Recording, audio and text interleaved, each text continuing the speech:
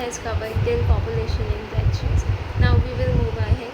Can you think of any natural habitat on Earth that is inhabited just by single species? No. There is no such habitat, and such a situation is even inconceivable. For any species, the minimal requirement is one more species on which it can feed. Even a plant species which makes its own food cannot survive alone. It needs soil microbes to break down the organic matter in the soil and return the inorganic nutrients for absorption.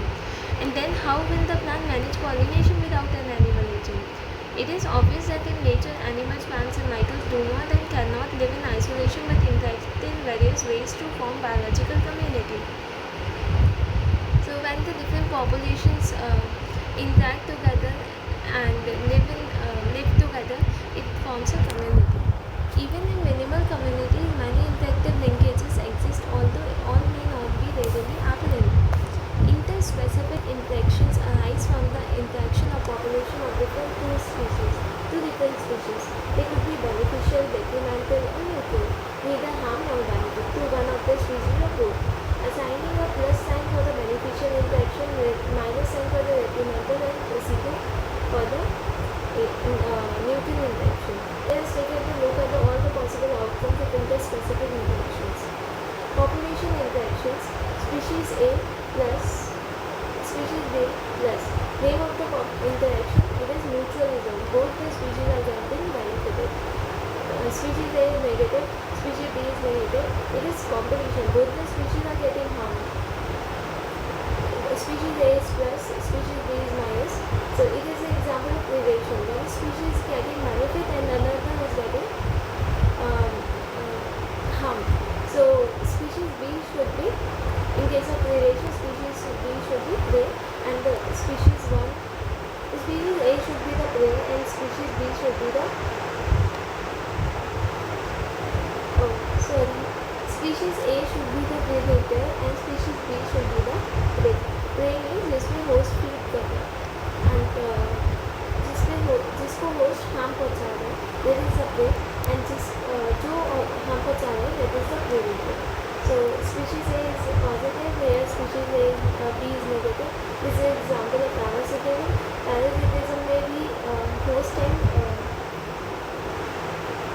prey होता है, host and parasite होता है. So positive will be the parasite which is getting benefit and minus is the host जिस पर parasite रहता है या जिसके अंदर parasite रह के उसको harm पहुँचा रहा है. Species A is positive, species B is 0. It is an example of commensalism where species A is getting benefited but species B is having no harm or no benefit.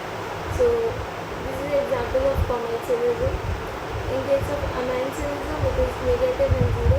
It is an example of commensalism where one species is getting harm and another is not getting any benefit, no harm. So it is basically used in preparation of medicine and antibiotics.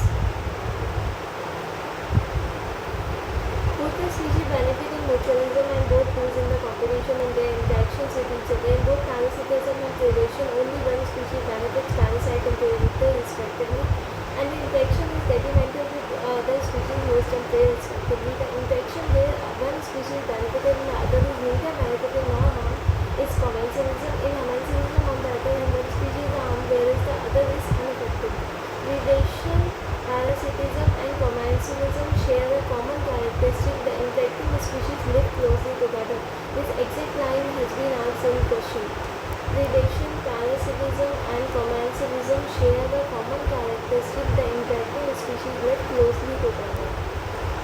Now let's talk about the predation. What would happen to all the energy fixed by autotrophic organisms if the community has no animals to eat the plants? You can think of predation as nature's way of transferring to higher trophic levels the energy fixed by the plants. When we think of predator and prey, most probably it is the tiger and the deer that really comes to our mind, but a sparrow eating any seed is no less than a predator. Although animals eating plants are characterized separately as herbivores, they are, in broad ecological context, not very different from predators. Besides acting as a conduits for energy transfer across trophic levels, predators play a very important role. They keep prey population under control. But for predators, prey species could achieve very high population densities and cause ecosystem instability. So the prey populations are kept under control by the predators. They are not only the conduits for energy transfer, trophic level. They keep the prey species under control. Prey species could achieve very high population density and cause ecosystem instability. When certain exotic species are introduced in a geographical area, they become invasive and start spreading fast because the invaded land does not have its natural predator. So why the exotic species or alien species introduced in the geographical area become invasive? Because they do not have the natural predators in that invaded land. The prickly pear cactus introduced into Australia in the early 1920s caused havoc by spreading rapidly into millions of hectares of rangeland. Finally, the invasive cactus was brought under control only after the cactus feeding predator, a moth from its natural habitat, was introduced into the country. Biological control methods adopted in agricultural pest control are based on the ability of the predator to regulate the prey population. Predators also help in maintaining species diversity in a community by reducing the intensity of competition among the competing prey species. In the rocky intertidal communities of the American Pacific coast, the starfish disaster is an important predator. In a field experiment, when all the starfish were removed from the enclosed intertidal area, more than the 10 species of invertebrates became extinct within a year because of the interspecific competition. So if predator is too efficient and overexploits its prey, then the prey might become extinct, and following it the predator will also become extinct for the lack of food. This is the reason why the predators in nature are prudent. Prey species have evolved various defenses to lessen the impact of predation. Some species of insects and frogs are cryptically colored, camouflaged to avoid being detected easily by the predator. Some are poisonous and therefore avoided by the predators. The monarch butterfly is highly distasteful to its predator bird. Bird is a predator for the monarch butterfly, and the monarch butterfly is highly distasteful to its predator bird because of the special chemical present in its body. Interestingly, the butterfly acquires this chemical during its caterpillar stage by feeding on a poisonous weed, and that poisonous weed is Calotropis, producing the cardiac glycosides. For plants, herbivores are the predators. Nearly 25% of all insects are known to be phytophagous, feeding on the plant sap and other parts of the plants.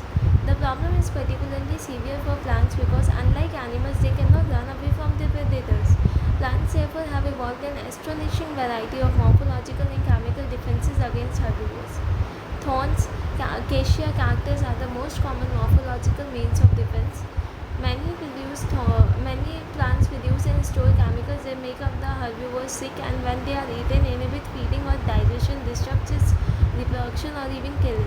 You must have seen the weed Calotropis growing in an abundant fields. The plant produces highly poisonous cardiac glycosides. That is why you never see any cattle or goats browsing on this plant. A wide variety of chemical substances that extract from the plant on a commercial scale, nicotine, caffeine, quinine, strychnine, opium, etc., are produced by them actually as the defenses against grazers and browsers. So let's talk about competition. It is both the species are getting the harm. When Darwin spoke of the struggle for existence and survival of the fittest in nature, he was convinced that interspecific competition is the putting force in organic evolution. So it was saying that interspecific competition is a potent force in organic evolution. It is generally believed that competition occurs when closely related species compete for the same resources that are limiting, but this is not entirely true. Firstly, totally unrelated species could also compete for the same resource. For instance, in some shallow South American lakes, the visiting flamingos and the resident fishes compete for their common food, the zooplankton in the lake. Secondly, resources need not to be limiting for competition to occur. In interference competition, the feeding efficiency of one species might be reduced due to the interfering and inhibiting presence of another species, even when the resources, food and space are abundant. Therefore, competition is best defined as a process in which the fitness of one species measured in terms of its R, the intrinsic rate of increase is significantly lower in the presence of another species. So competition is best defined as a process in which the fitness of one species measured in terms of R is significantly lower in the presence of another species. It is relatively easy to demonstrate in laboratory experiments, as Gauss and other experimental ecologists did. When resources are limited, the competitively superior species will eventually eliminate the other species. But evidence for such competitive exclusion occurring in nature is not always conclusive. Strong and persuasive circumstantial evidence does not exist. However, in some cases, the abundant tortoise in Galapagos Island became extinct within a decade after goats were introduced on the island, apparently due to greater browsing efficiency of the goats. Another evidence for the occurrence of competition in nature comes from what is called competitive release. A species whose distribution is restricted to a small geographical area because of the presence of competitively superior species is found to expand its distributional range dramatically when the competing species is experimentally removed. Cornell's elegant field experiment showed that on the rocky sea coast of the Scotland, the larger and the competitively superior balanus dominates the intertidal area and excludes a smaller barnacle Cathalamus from that zone. In general, herbivores and plants appear to be more adversely affected in competition than the carnivores. Very important point. The question have been asked from there.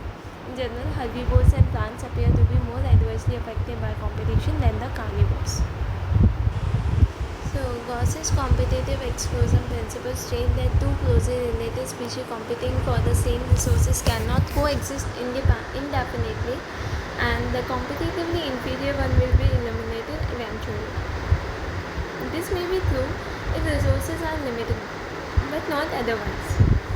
More recent studies do not support such gross generalizations about competition.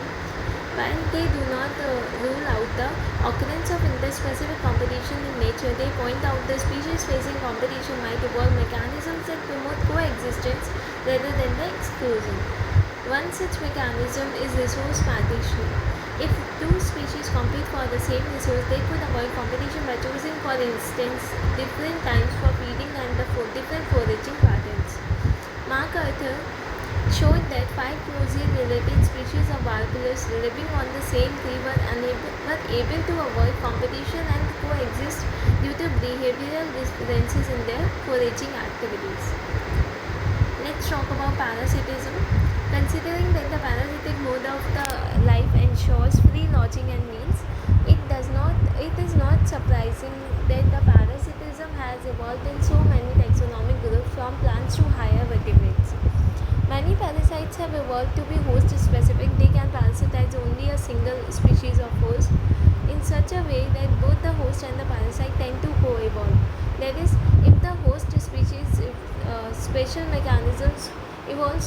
mechanism for rejecting or resisting the parasite has to evolve the mechanism to counteract and neutralize them in order to be successful with the same host species. In accordance with their lifestyles, parasites evolve with special adaptations such as loss of unnecessary sense organs, presence of adhesive organs or suckers to cling onto the host, loss of digestive system and high reproductive capacity. The life cycles of the parasites are often complex, involving one or two intermediate hosts or vectors to facilitate parasitization of the primary host. The human liver fluke, a trematode parasite, depends on two intermediate hosts, a snail and a fish, to complete its life cycle. The malarial parasite needs a vector, mosquito to spread to other hosts. Majority of the parasites harm the host. They may reduce the survival, growth and reproduction of the host and reduce its population density. They might render the host more vulnerable to predation by making them physically weak. Important line. They might render the host more vulnerable to predation by making it physically weak. Do you believe that the ideal parasite should be able to thrive within the host without harming it? Then why didn't natural selection lead to the evolution of such totally harmless parasites?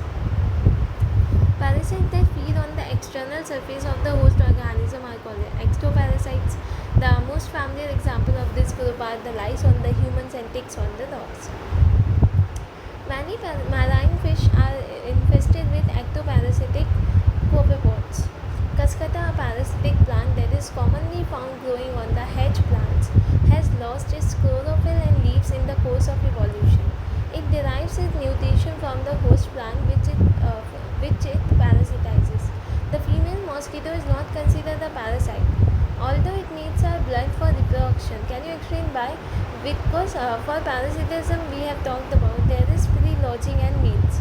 But in case of the female mosquito, it is not residing, it is not dependent on the host for the shelter or the food. So, female mosquito parasite is not considered as a parasite. Female mosquito is not considered as a parasite. In contrast, endoparasites are those that live inside the living body at different sites, such as liver, kidney, lungs, red blood cells, etc. The life cycle of endoparasites are more complex because of their extreme specialization. Their morphological and anatomical features are greatly simplified while emphasizing their reproductive potential. Let's talk about brood parasitism.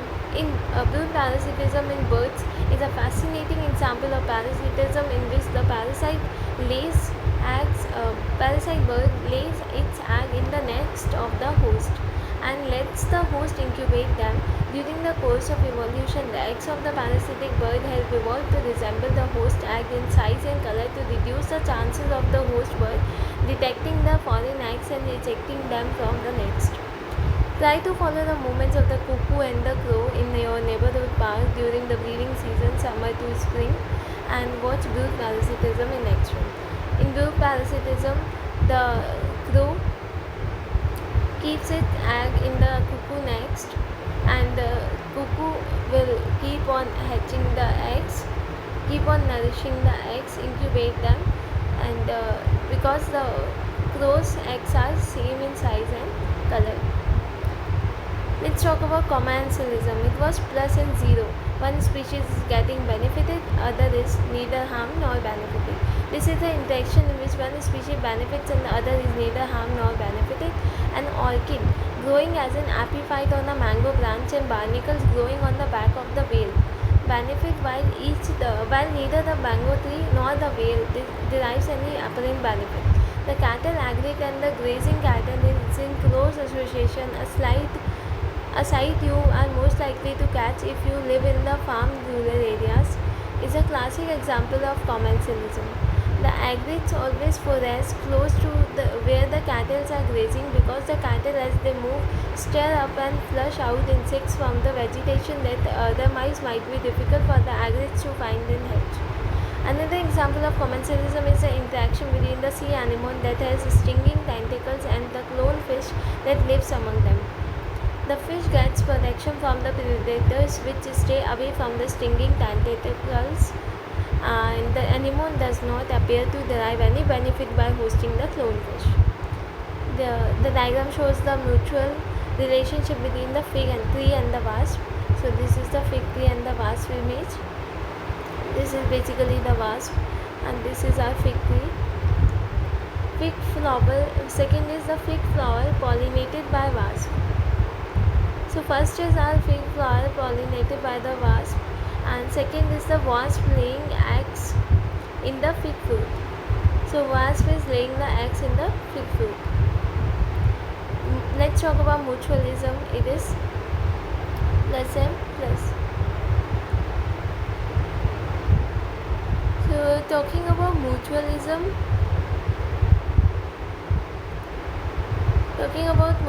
both species will get benefit.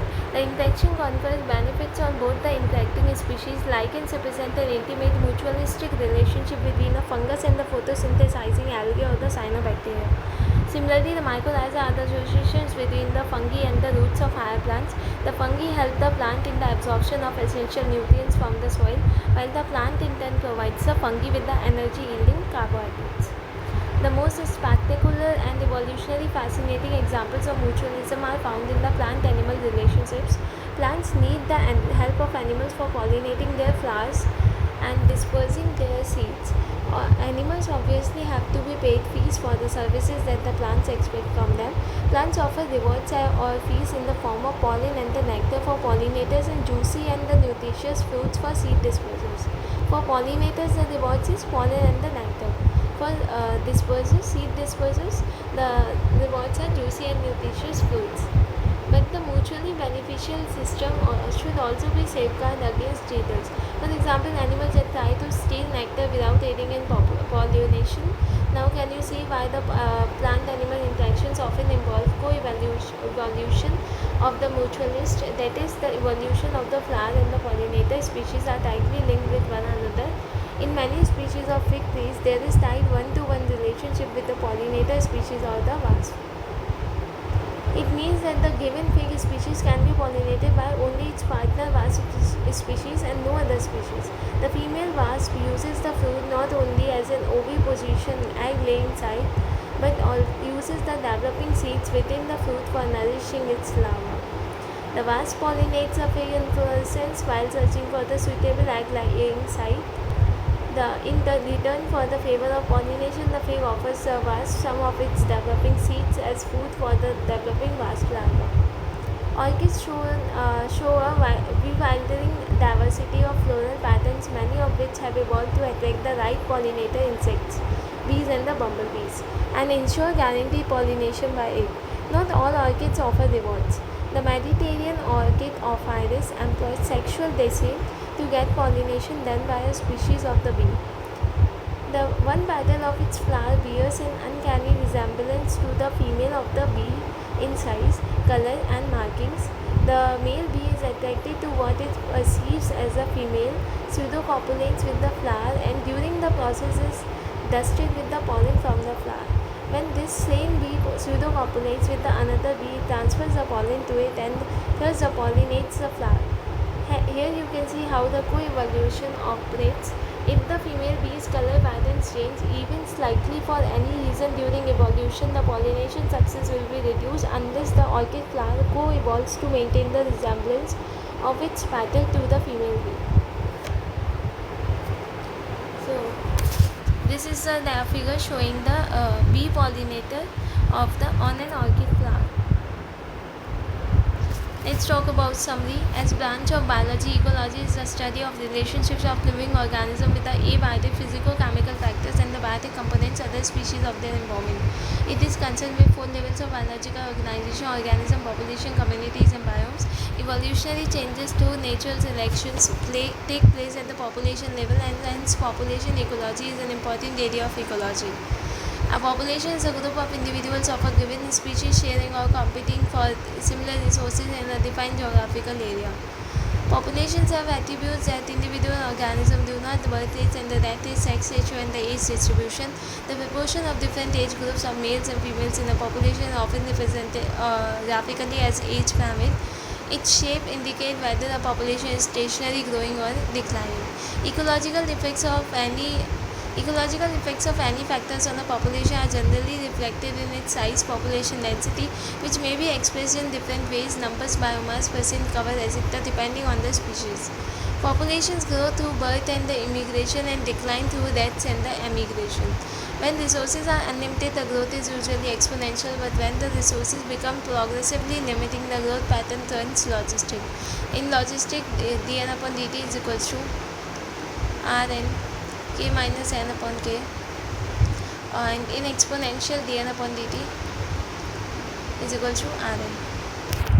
Intrinsic rate of natural increase R is a measure of the inherent potential of a population to grow.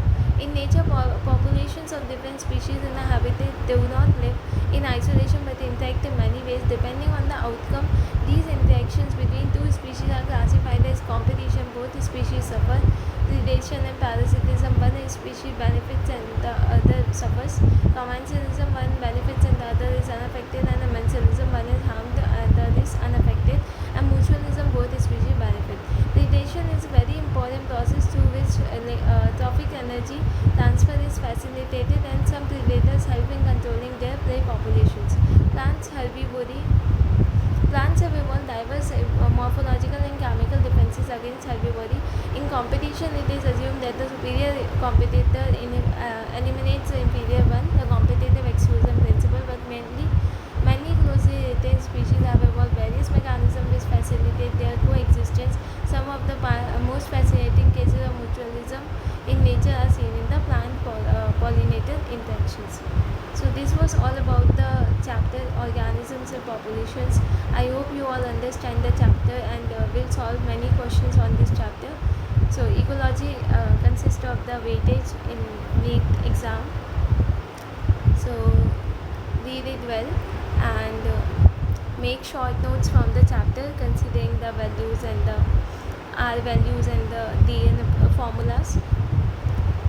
This was all about this chapter. Thank you for listening me out. Stay tuned for updates and revision lectures. Have a great day.